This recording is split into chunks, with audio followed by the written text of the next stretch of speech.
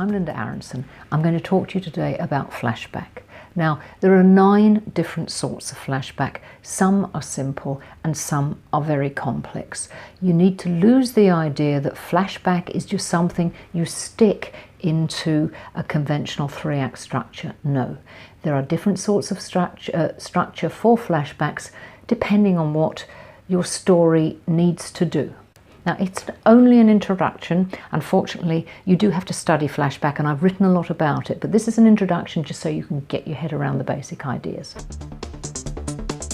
Successful flashback films follow clear patterns.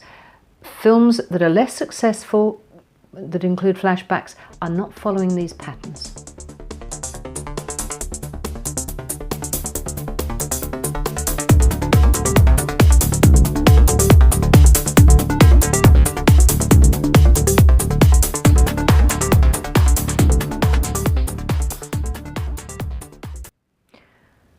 Flashback as illustration or memory. This is when you have self-contained bits of backstory, comic or dramatic, as in the history of the watch in Pulp Fiction. Do you remember that, Butch's History of the Watch? So that's flashback as illustration or memory. It's often when a detective will say to a suspect, "Where were you on the night of the crime?" And we have just one flashback where that person tells us.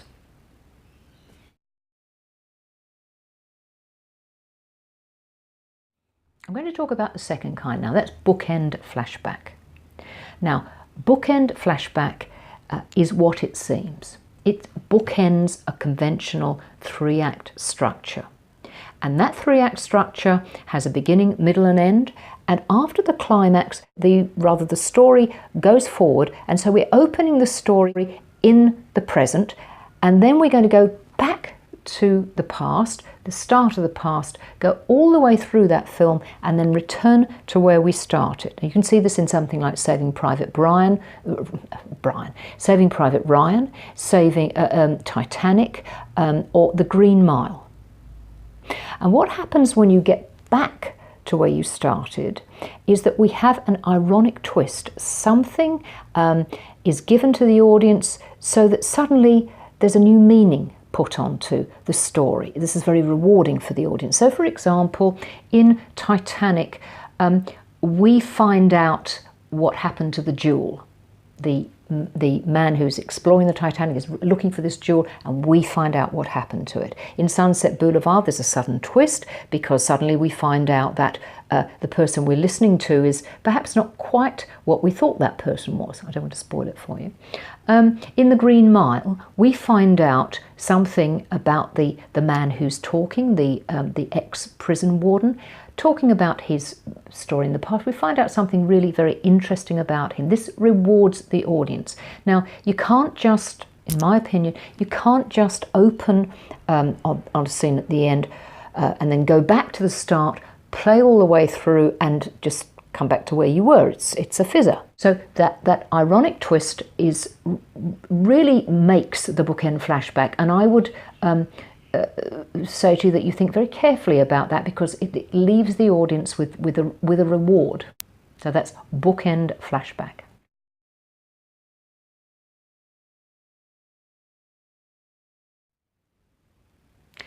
Catch-up flashbacks.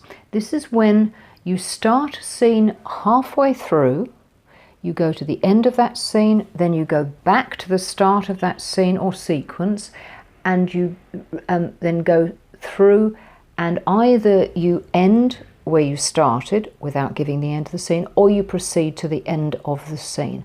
Now, most famously, this is used in Memento, but Memento does have other sorts of flashback in it, more complex flashbacks. But you can see it in a film called Broken, a British film, and it's used intermittently there to give a bit of drama. It's quite an interesting form of flashback. That is catch-up flashback, because you catch up on the content of the scene after you've gone to the end.